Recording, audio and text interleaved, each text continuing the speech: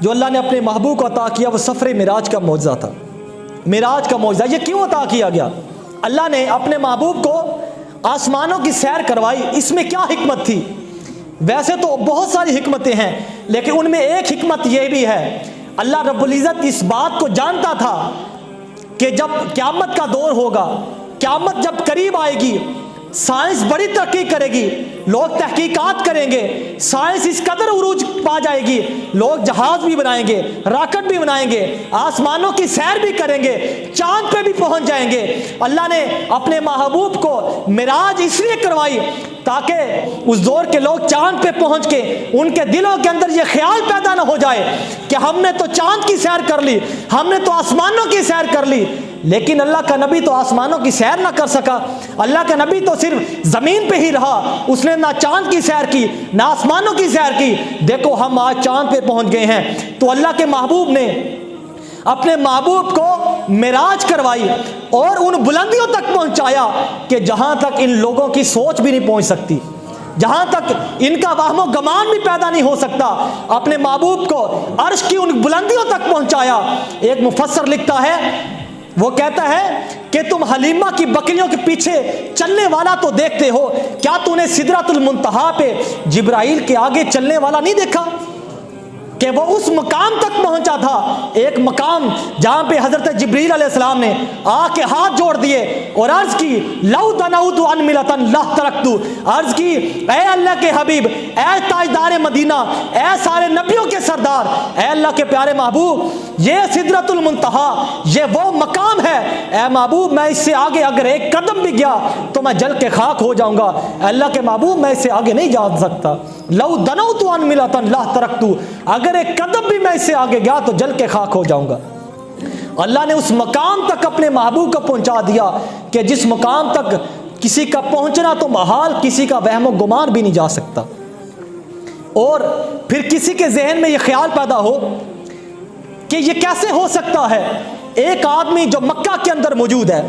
اپنے گھر کے اندر موجود ہے، بسترے پہ آرام فرما ہے، بنا ہلے،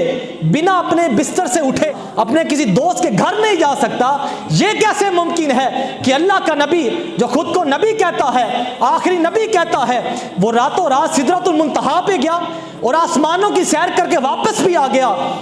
یہ کیسے ہو سکتا ہے؟ آؤ ہم دلیل کسی اور سے نہیں اللہ کے کلام سے ڈھونڈتے ہیں۔ حضرت عزیر علیہ السلام،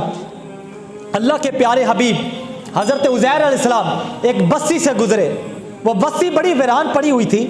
جب حضرت عزیر علیہ السلام اس بستی کے پاس سے گزرے تو عرض کی کہ اے باری تعالیٰ، یہ بستی صدیوں سے ویران پڑی ہے، تباہ و برباد ہو گئی ہے، یہاں پہ کسی درخت کا نام و نشان نہیں ہے، اے پروردگار تو اس بستی کو دوبارہ پھر کیسے سرسبز و شاداب کرے گا؟ تو اللہ فرماتا ہے اے عزیر، آ میں تجھے اپنے انوار و تجلیات دکھاتا ہوں، اپنا کرشمہ دکھاتا ہوں، آ میں تجھے اپنی قدرت دکھاتا ہوں۔ اللہ رب العزت نے حضرت عزیر علیہ السلام پہ 100 سال کے لیے نیند طاری کر دی۔ جب 100 سال کے بعد حضرت عزیر علیہ السلام جب بیدار ہوئے تو اللہ نے پوچھا اے عزیر بتا تو کتنی دیر سویا ہے؟ تو حضرت عزیر علیہ السلام عرض کرتے ہیں اے باری تعالیٰ، میں ایک دن سویا ہوں گا یا دن کا کچھ حصہ سویا ہوں گا۔ تو اللہ نے فرمایا اے عزیر تو ایک دن نہیں، تو ایک ہفتہ نہیں، تو ایک سال نہیں، اے عزیر تو 100 سال تک سویا رہا ہے۔ تو یہاں پہ میں یہ کہنا چاہتا ہوں، جو رب اپنے حبیب کے لیے عزیر علیہ السلام کے لیے 100 سال کا جو فاصلہ ہے وہ ایک دن کے اندر سمیٹ سکتا ہے، تو یہ کیسے ممکن نہیں ہے کہ اپنے حبیب کے لیے معراج کی جو لمبائیاں ہیں، سفر معراج کی چوڑائیاں ہیں، سفر معراج کی جو مسافت ہے، وہ کیسے ایک لمحے کے لیے سمیٹ نہیں سکتا؟ اگر اصحاب کہف کو دیکھا جائے، اصحاب کہف کے وہ جو مرد تھے، وہ جو اللہ کے نیک بندے تھے،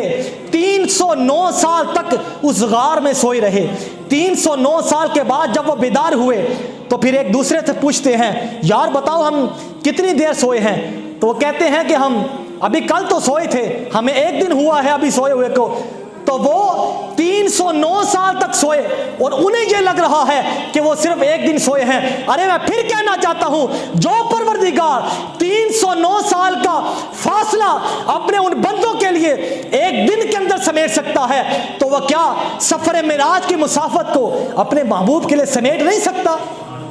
حضرت سلیمان علیہ السلام کا وہ امتی، وہ کوئی نبی نہیں تھا، وہ ایک ولی تھا۔ حضرت سلیمان علیہ السلام اللہ کے نبی تھے، ان کا وہ جو امتی تھا حضرت آصف برقیہ، حضرت سلیمان علیہ السلام آپ نے فرمایا ہے کہ مجلس میں کوئی شخص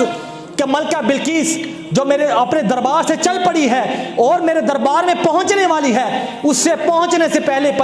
کون اس کا وہ تخت لا کے میرے دربار میں حاضر کرے گا؟ حالانکہ وہ تخت مہینوں کی مسافت پہ پڑا ہے اور ٹنوں کے حساب سے اس کا وزن ہے، اگر کوئی لے کے آتا بھی تو اسے مہینے لگ جاتے، لیکن وہ اللہ کا ولی حضرت سلیمان علیہ السلام کا وہ امتی وہ کہتا ہے، عرض کرتا ہے اے اللہ کے نبی میں لے کے آؤں گا، آگ کی آگ جھپکنے سے پہلے میں لے آؤں گا۔ حضرت سلیمان علیہ السلام نے ابھی آگ جھپکی نہیں تھی، وہ جو ملکہ بلقیس کا وہ تخت تھا جو مہینوں کی مسافت تھا، وہ حضرت سلیمان علیہ السلام کی آنکھ جھپکنے سے پہلے آپ کے سامنے پڑا ہوا تھا۔ ارے یار میں پھر یہ کہنا چاہتا ہوں وہ کوئی نبی نہیں تھا، وہ اللہ کا صرف ولی تھا۔ ارے امتی کی یہ شان ہے، وہ آنکھ جھپکنے سے پہلے ایک منو ٹنوں کے حساب سے وہ بھاری تخت